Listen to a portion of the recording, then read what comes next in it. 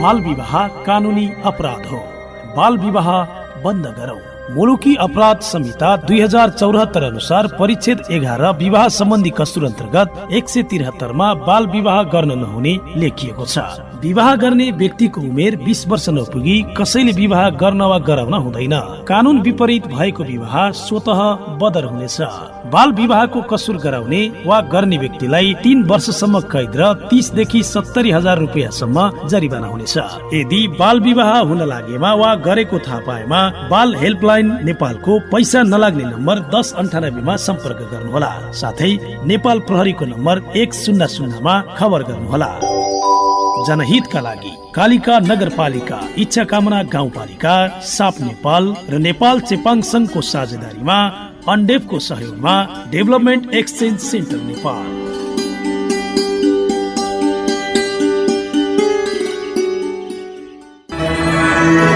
चेपाङ महिलाहरूको यात्रा चुलोदेखि पैरवी मञ्चसम्म भौगोलिक विकटताबाट एक कदम सुगमतातर्फ।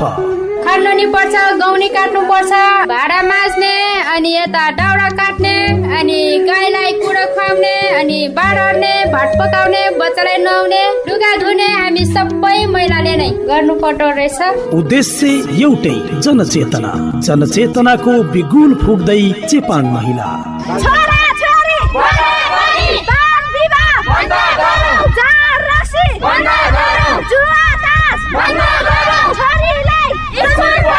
अर्पण सबैका लागि, सधैँका लागि। रेडियो अर्पण 104.5 मेगाहर्ज का लागि डेक नेपाल सौराहाको सहकार्यमा ह्याप्पी मिडिया नेटवर्कको उत्पादन कार्यक्रम चेपाङ महिला सशक्तिकरण साताको शुक्रबार बिहान 7:30 बजे सुन्न नभुल्नुहोला।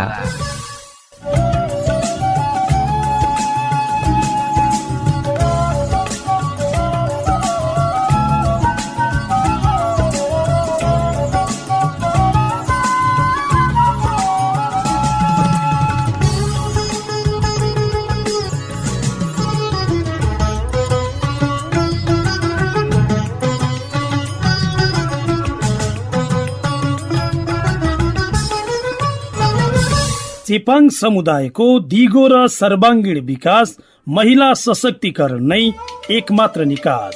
नमस्कार, कार्यक्रम चेपाङ महिला सशक्तिकरणमा तपाईलाई स्वागत छ। म रामु आचार्य। तपाई यति बेला अर्पण सबैका लागि, सधैँका लागि रेडियो अर्पण 104.5 मेगाहर्ज सुनिरहनु भएको छ र यो हो कार्यक्रम चेपाङ महिला सशक्तिकरण। यो कार्यक्रम अन्डेपको सहयोगमा साप नेपाल र नेपाल चेपाङ संघको साझेदारी र डेक नेपाल सौराहाको सहकार्यमा ह्याप्पी मिडिया नेटवर्कले उत्पादन गरेको हो। कार्यक्रम साताको शुक्रबार बिहान 7:30 बजेपछि करिब 8 बजेसम्म तपाईले सुन्दै आइरहनु भएको छ। आज यो कार्यक्रमको 47औं श्रृंखला हो। कार्यक्रममा चितवनको विकट पहाडी स्थानमा बसोबास गर्ने चेपाङ समुदाय अनि चेपाङ समुदायलाई अगाडि उकास्नका लागि डेक नेपालले गरेका गतिविधिहरू हामीले प्रस्तुत गर्ने गर्दछौँ। अब लागौं आजको कार्यक्रम तर्फ। पछिल्ला 2 सातादेखि कार्यक्रम चेपाङ महिला सशक्तिकरण डेक नेपालले चेपाङ महिलाहरूका लागि आयोजना गरेको पूर्वी नेपाल भ्रमणको विषयमा केन्द्रित रहिरहेको छ। आजको कार्यक्रम पनि सोही प्रसङ्गमा केन्द्रित रहनेछ।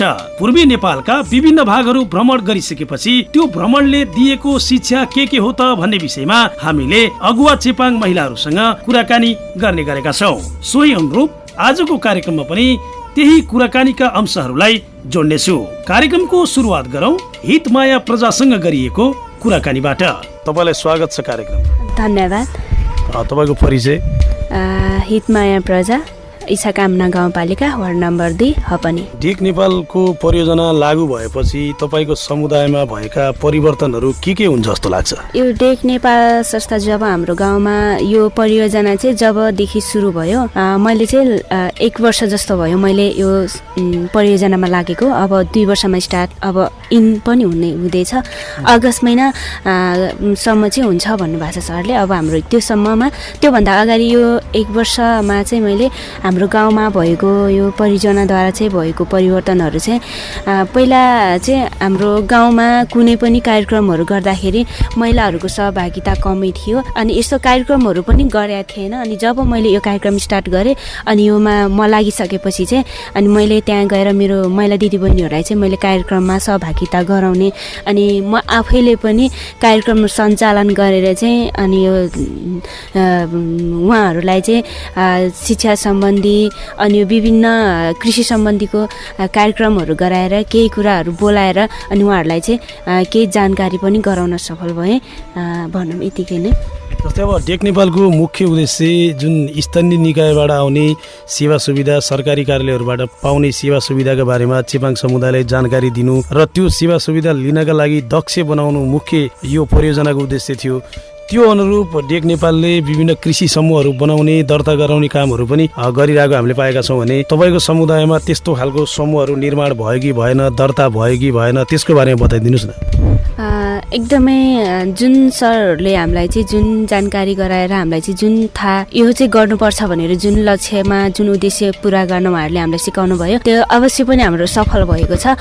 हामी चाहिँ अस्ति भर्खरै हामी हाम्रो टुर जाने दिन हाम्रो 27 गतिको दिन चाहिँ मैले त्यहाँ समूह दर्ता गरेर आउन सफल भएको छु अनि त्यहाँ सफल भएका छौँ। जुन भन्नुभएको छ त्यो चाहिँ भएको छ, समूह दर्ता भयो। योभन्दा अगाडि चाहिँ थिएन र भएको पनि दमाल दल जस्तो नै थियो, भयो भने पनि कहाँनिर के भयो अत्तो पत्तो नै थाहा थिएन। तर अहिले चाहिँ पुरा फुलफिल समूह दर्ता भएको छ र अब त्यस्तै हो। तपाईँहरूले कृषि समूह दर्ता गर्न सफल हुनुभएछ, त्यसको लागि तपाईँहरूलाई बधाई तथा शुभकामना पनि दिन चाहन्छु। अब त्यो कृषि समूहका माध्यमबाट तपाईँको समुदायमा कृषिमा के परिवर्तन हुने देख्नुहुन्छ त तपाईँ? कृषिमा अब मैले देख्नु अब समूह दर्ता भएपछि गरिसकेपछि अबको परिवर्तनहरू भनेको चाहिँ तरकारी खेतीमा कसरी तरकारी विभिन्न हुन्छ नि त, तरकारी खेती पनि अव्यवस्थित तरिकाले भइराखेको र लाउन चाहिँ त्यो सहज तरिकाले चाहिँ नभएको थियो।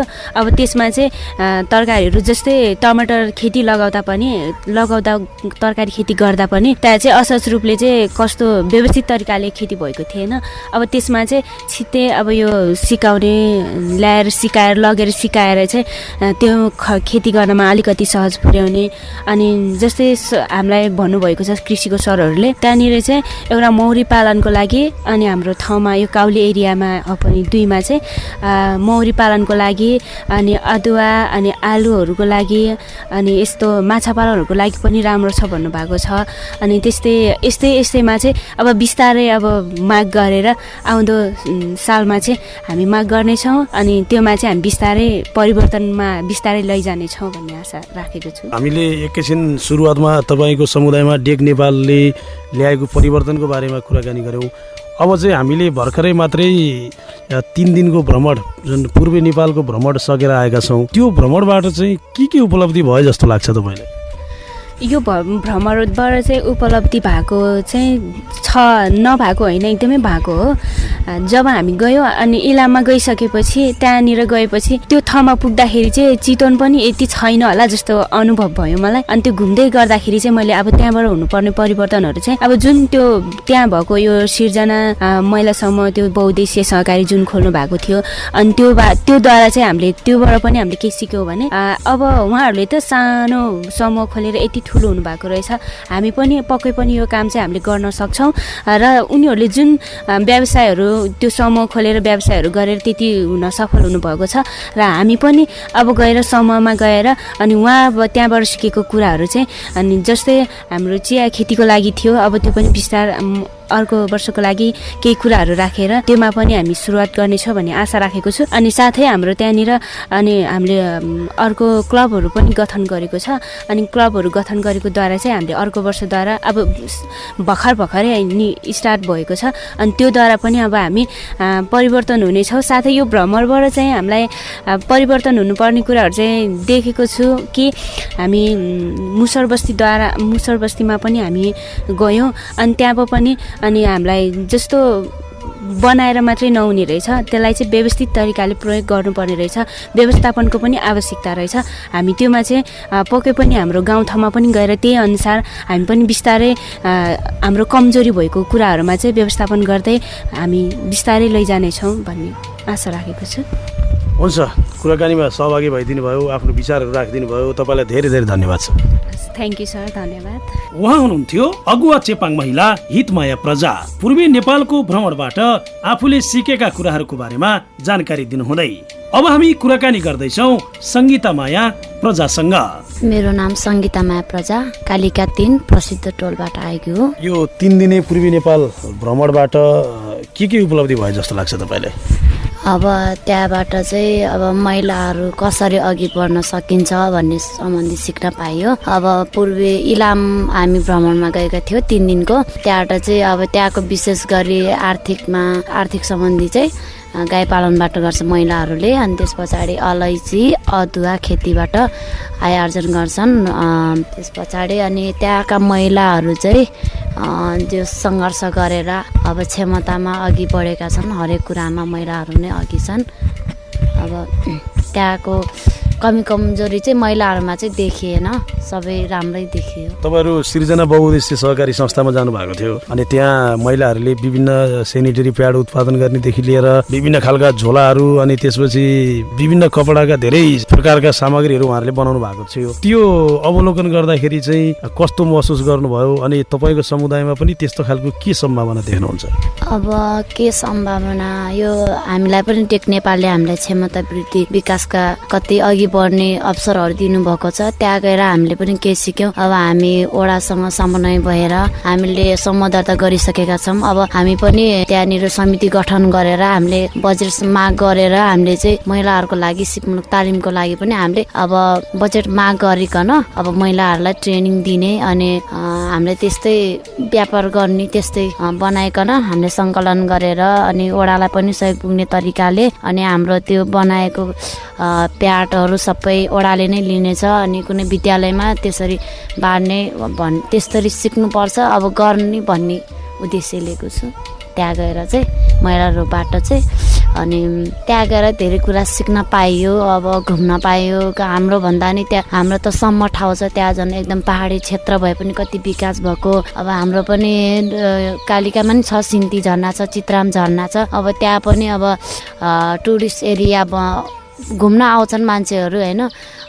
त्यसको लागि पनि अब हामीले पनि इलाम त्यो कन्याम भन्ने ठाउँमा हामीले पनि ड्रेस लगायो। त्यसै गरी हामीले पनि विभिन्न जात जातिको ड्रेसहरू सिलाएर हामीले पनि त्यसरी घुम्नको लागि उनीहरूलाई वेशभूषाको पनि व्यवस्था गर्नेछौँ भन्ने लिएको छु होइन, एक्लैले होइन। अब हाम्रो कालिकामा 5वटा वडाहरूको यहाँ हामी संलग्न छौँ। त्यसमा चाहिँ हामीले एक वडाबाट चाहिँ 5-5जना गरी त्यसरी मिलेर गर्ने अनि सिलाइ कटिङको पनि ट्रेनिङ प्राप्तहरू पनि छ। त्यसको लागि चाहिँ अब टेन्सन छैन होइन। अब हामीले पनि त्यस्तै ड्रेसको व्यवस्था गर्ने अनि एकदम आकर्षण गराउने, त्यसरी अघि बढाउने, समूहहरूलाई पनि अघि बढाउने अनि जस स्थानीय सरकारहरूसँग चाहिँ हामी नजिक हुने भन्ने त्यहाँबाट चाहिँ लियो। अनि तपाईँहरूले धुर्मु सुन्तलीले निर्माण गरेको एकीकृत मुसहर नमुना बस्तीमा पनि जानुभयो, त्यो बस्ती हेर्दाखेरि चाहिँ कस्तो महसुस गर्नु?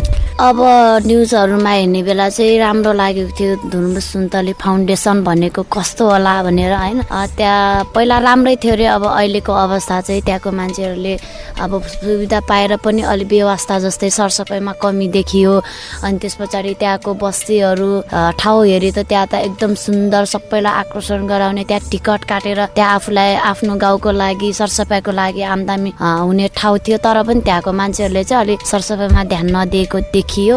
अनि एकदम फोहोरी के अब एकदम त्यो नालीको पनि पानीहरू पनि चलाइराख्ने, अब त्यही कपडाहरू पनि त्यही छ, मान्छे पनि त्यही त्यस्तो राम्रो होइन। कम्तीमा पनि त्यो एउटा घरको लागि 6-7 लाख लागेको छ होइन। अब 56वटा घर होइन, सङ्ख्या त्यति धेरै घर छ त्यहाँनिर। एउटा कति राम्रो राम्रो के जस्तै कटेज जस्तै पनि कस्तो घुम्नको लागि एकदम आकर्षक हुन्थ्यो। जो सरसफाइ भयो भने राम्रै छ, घरहरू एकदम राम्रो बनाइदिनु भएको छ धुमु सुन्तलीले। त्यहाँको मान्छेहरूले चाहिँ अलि व्यवस्था सरसफाइमा चाहिँ एकदम नराम्रो देखियो छ। त्यस्तै हाम्रोमा भयो भने हामीले चाहिँ त्यहाँ चाहिँ एउटा के कमजोरी देखियो भने त्यहीको मान्छेले एउटा समिति बनाएर अनि सरसफाइको लागि अब घरको एक जना मात्रै भए पनि सरसफाइको अभियानमा एक जना घर धुरी 56 जनाले त्यो घर त्यहाँ वरिपरि सरसफाइ गर्दा त एकदम सुन्दर देखिन्थ्यो। अब सरसफाइ नै कमजोरी देखियो त्यहाँको चाहिँ। अनि बालबालिकाहरू चाहिँ धेरै देखियो, जन्मान्तर पनि अलि छिटो बच्चाहरू जन्माउने होला जस्तो लाग्यो है मलाई चाहिँ। बच्चाहरू धेरै देखिया थियो अभिभावक भन्दा पनि।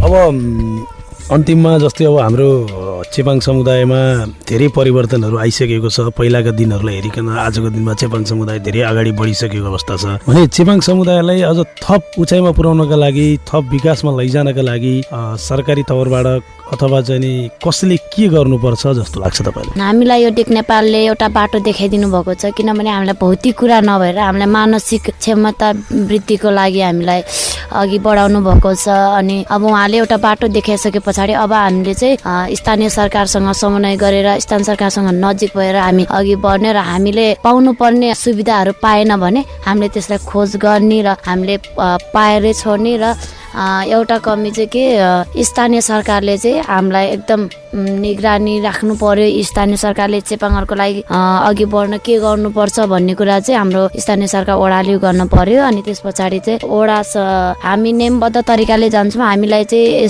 यसरी आउनुहोस् भनेर स्थानीय सरकारले चाहिँ बताइदिनु पर्यो, सूचनाहरू दिनु पर्यो होइन। अनि हाम्रो 3मा चाहिँ दिनुभएको छ, देखाएन भन्न मिल्दैन होइन। तर अब मैले देखे अनुसार चाहिँ अनि हामीले बजेटहरू माग गर्छौँ चेपाङ मात्रै हो नि त समूहमा त। अनि माग गर्दा के आउँछ भन्दाखेरि नगरबाट नै चेपाङको लागि भनेर छुट्याएर आउँदैन, समग्रमा आउँछ भन्नुहुन्छ। तर हामीले चाहिने चाहिँ मैले पनि चाहेको छु कि इच्छा कामनामा चाहिँ चेपाङ गतिविधि भनेर एउटा त्यहाँ विधान नीति नियमहरू बनाइसक्यो होइन। हाम्रो कालिकाले पनि त्यसरी नै एउटा चेपाङ नीति नियम भनेर होइन चेपाङकै लागि छुट्टै बजेट आउने तरिकाले त्यसरी होइन त्योहरू बनायोस् अनि हामीलाई पनि सुविधाहरू आओस्। अनि हामीले माग गर्यो भने डाइरेक्ट के हुन्छ अब चेपाङको लागि मात्रै भनेर आउँदैन, तपाईँहरू यसरी आउनुहोस् भन्छ। अब हाम्रो समूह त चेपाङहरूको मात्रै दर्ता हो नि त। अब हामी दर्ता भइसकेका छौँ, अब यदि हामीले पाउनुपर्ने सुविधाहरू पाएन भने हामी अब चाहिँ चुप बस्दैनौँ, हामी एकता भएर समूह नै उर्लिन पनि बिर्सेन। अब हाम्रो समूहको सबै सक्षम भइसक्यो होइन। टेक नेपालले गर्दा एकदम सबै जागरिलो छन्। नागरिकता अब के भन्ने है चेपाङ नमस्कार भनेर एक परिचय गर्न मात्रै 1 घन्टा लाग्ने। त्यस पछाडि अध्यक्ष राखेको त हाम्रो त है राममाया चेपाङ राखेको थियो है। नागरिकतै रहन्छ भने बच्चा बिहे गरेर नातिनी पनि देखिसक्यो, नागरिकता पनि रहन्छ होइन। अब त्यसले गर्दाखेरि अनि अध्यक्ष पनि हटियो, किनभने गाह्रो भयो नि त। अब काम गर्नलाई जे पनि अध्यक्षको नागरिकता चाहिने भयो, अब खाता खोल्न नागरिकता चाहिने, त्यहाँनिर समूह दर्ता गर्न नागरिकता चाहिने। स्थानीय सरकारले चाहिँ अब त्यो नगरमा हामीले दर्ता गर्ने बेला अनि जतिले नाम हालेर लगेको थियो नि त दर्ता गर्नलाई के सहयोग मिल्यो भन्दाखेरि अब सबैको नागरिकता चाहियो भने पछाडि त अब कसैको त छैन, समूहमा बस्यो अनि उहाँले चाहिँ के भन्नु नागरिकताको फोटोकपी चाहिन्छ भन्नुभयो नि त। तर एउटा कुरा त्यहाँबाट हामीले के ज्ञान लियो भन्दा नागरिकता चाहिँ हुनुपर्छ, अनि नागरिकता बनाउनु पर्दो रहेछ भन्ने कुरा समूहको मान्छेले पनि बुझ्यो कि अब त्यो अरू लघु वित्तीय संस्थाहरू छ होइन, समूहहरू कति पैसाहरू त्यही ब्याज लिने कति फसिरहेछ कि। तर तिनीहरूले चाहिँ एउटा जस्तै बुढाकै नागरिकता भए पनि हुने त्यसरी चलिरहेको थियो, छन् त्यस्तो पनि थियो। तर त्यहाँ हुँदा पनि नागरिकता नभइकन नि बसिरहेको रहेछ। हाम्रो यो टेक नेपाल सहयोग गरेपछि हामीले समूह दर्ता गर्ने यताउति चालेपछि चाहिँ अब जसरी नागरिकता चाहिने त्यस पछाडि चाहिँ नागरिकता बनाउनु पर्दो रहेछ भनेर सबै बनाए होइन, दर्ता पनि भयो। अब चाहिँ हामी स्थानीय सरकारलाई अब बजेट जति पनि आउँछ नि त सिपमूलकको लागि, व्यवसायको लागि अनि उत्पादनमूलकको लागि, जस्तै अब पैसा दिए पछाडि खायो हेनतेन गरेर सकिने होइन कि। किनभने त्यहाँबाट ल्याएको सुविधाबाट चाहिँ हामीले सरकारलाई पनि अब थप सुविधा पुग्ने तरिकाले हामीले पनि जति भ्याटहरू तिर्नु पनि सबै अब चाहिँ हामी गर्छौँ।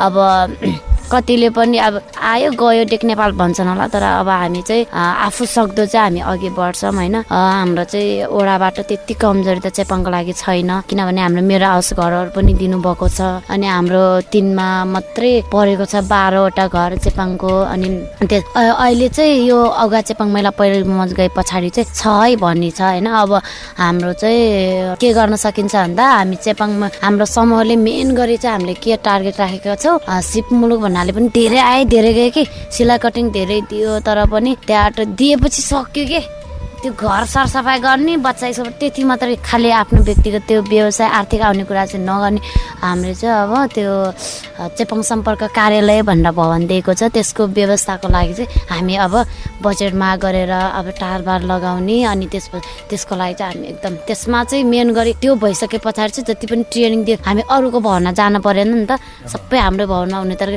भोलि गएर यो डेक नेपालले पनि इच्छा कामना सबै हाम्रै यही 3 नम्बरको वडामै त्यो चेपाङ सम्पर्क कार्यालय यही त्यही ट्रेनिङ दिन आउनेसम्म बनाउने भन्ने लक्ष्य चाहिँ छ है हाम्रो चाहिँ अब यस्तै फुलहरू रोप्ने त्यस पछाडि अझ अरू पनि छ नि त त्यो मात्रै होइन हामीले बजेटहरू पनि उठाउने गरेका छौँ होइन अनि त्यसको लागि त्यहाँबाट आएको ब्याजहरूबाट पनि हामीले केही त्यसको लागि थप सहयोग गर्न सक्छौँ होइन अब अघि चाहिँ बढेका छौँ अब अरू संस्था हेरी यो डेक नेपाल संस्था अलि फरकै हो भौतिक कुरा भन्दा पनि हामीले मानसिक कुरामा गर्छ किनभने चेपाङको लागि त धेरै आयो त्यो अब गरे होइन भन्न मिल्दैन हामी चाहिँ अलि सुकुम्बासी ठाउँ हो 200 बिघा भनेको कालिका 3 को पहिला सुरुमा नै सुरु गरेको नै यही मोनालिसा होटेल छ होइन राजेन्द्र सर हुनुहुन्छ अनि उहाँ सरहरूले नै हाम्रो बस्तीको लागि चाहिँ स्कुल बाल कल्याण संस्थाबाटै अनि यो खाने पानी सबै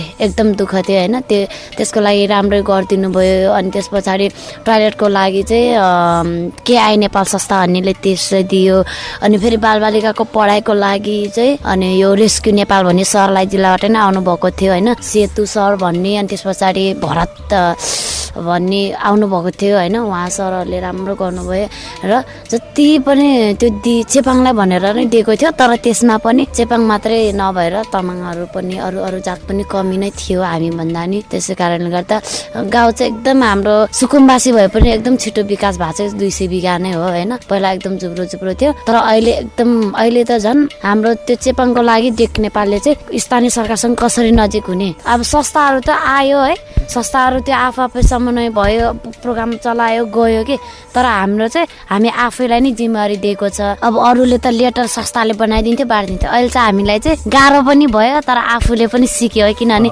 लेटर कसरी बनाउने अब कसलाई वडा कार्यालय कसरी लेख्ने सदस्यलाई कसरी लेख्ने अनि त्यो संस्थाहरूको लागि कसरी लेख्ने सहकारीको मान्छेहरूलाई त्यो सबै सिक्यो हामीले है अब धेरै लेटरहरू पनि हाम्रो एउटा मात्रै होइन स्थानीय सरकारहरू त्यो स्कुल व्यवस्थापनको लागि छुट्टै लेख्नुपर्ने खानेपानीको लागि छुट्टै लेख्नुपर्ने त्यो त्यस्तै वन समुदाय हो नि थानकोला सामुदायिक वनको लागि छुट्टै लेख्ने खानेपानीको त्यो छुट्टै लेख्ने अनि त्यो वडा कार्यालयको लागि छुट्टै लेख्ने त्योहरू पनि सिकियो होइन अहिले चाहिँ हामीले चाहिँ कुनै प्रोग्राम गर्न लाग्यो भने हामीले स्थानीय सरकारसँग आफूले चिठी लेटरहरू लेखेर दिन सक्ने सम्म भयो होइन अनि अब अहिले त के सरलाई होइन त्यो 16 दिने अभियान त्यो बाल विवाह होइन त्यो अभियानमा पनि महिला हिंसा विरुद्ध त्यसको लागि होइन नगरमा गएको थिएँ होइन अब चिठी पुर्यायो म्यामलाई हुन्छ आउँछु भन्नुभयो होइन अनि उहाँले पनि कस्तो भन्नुभयो क्या म त्यहाँ गएर बोलेँ कि चेपाङमा यति बाटो मान्छे छ के भन्नुभयो मलाई होइन यति बाटो हेर्नु त ल बोलेको हावभाव पनि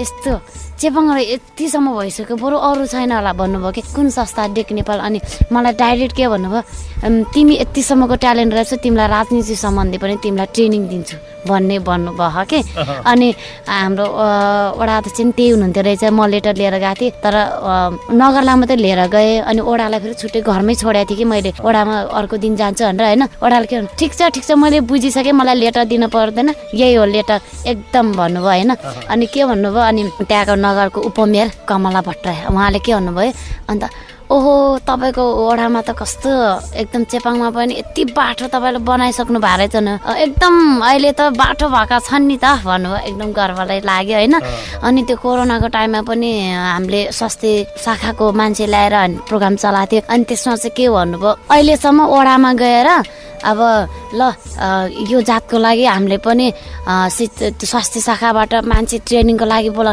त्यस्तो चाहिँ कसैले पनि गरेको थिएन हामीले चाहिँ सबैभन्दा अगाडि गरे भन्नुभयो कि यति कोरोनाको टाइममा कसैले पनि कुनै समूहले पनि ल आउनुहोस् जनचेतनामूलक यस्तो होइन कसरी लाग्छ त्यो सम्बन्धी कसैले पनि भनेन र कि तर हाम्रो अगुवा चेपाङ मेला पहिलो मञ्चले नै त्यो गर्यो शाखा स्वास्थ्य शाखाको सरले पनि एकदम राम्रो छ भन्नुभयो होइन स्वास्थ्य शाखाको सहयोगले नि हाम्रो यो मेरै दिदी हुनुहुन्छ नर्स उहाँले नै कति त्यो प्रयास गरेर अहिले कर्मचारी हाम्रो दिदीलाई नै राख्नु भएको छ होइन। अनि एकदम के चेपाङहरू पो एकदम जनचेतनामा भइसक्यो भइसक्यो कि अहिले त अरूले खोज्दैन, तर अहिले चाहिँ चेपाङहरू चाहिँ के थाहा नपाए छुट्टै कुरा हो, स्वास्थ्य थाहा पाउने बित्तिकै अहिलेको त हाम्रो चाहिँ भन्छन् कि किन हामीलाई थाहा भएन भन्नेसम्म भयो है। हामी स्थानीय सरकारलाई पनि हामीसँग समन्वय गर्ने तरिकाले हामीलाई त्यो दृष्टिकोण राखोस् कि केही सुविधा आए पनि ओहो यो अगा चेपाङ महिला परिवेश छ र नेपाल चेपाङ सङ्घ छ भन्ने कुरा त्यो हुने गरी चाहिँ अब हामीले त्यो हुनेछौँ भन्ने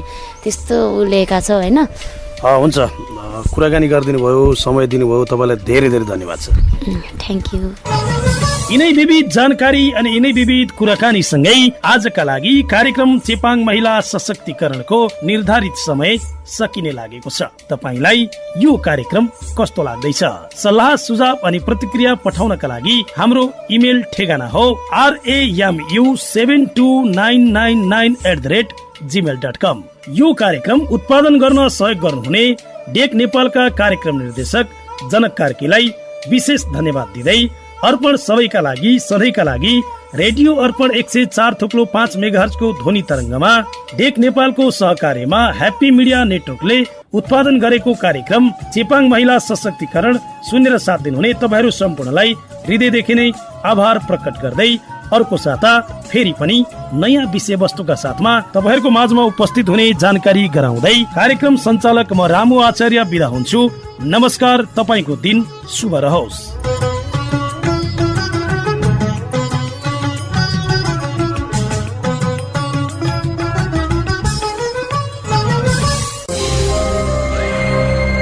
बहुविवाह गर्नु कानुनी अपराध हो, बहुविवाह बन्द गरौँ।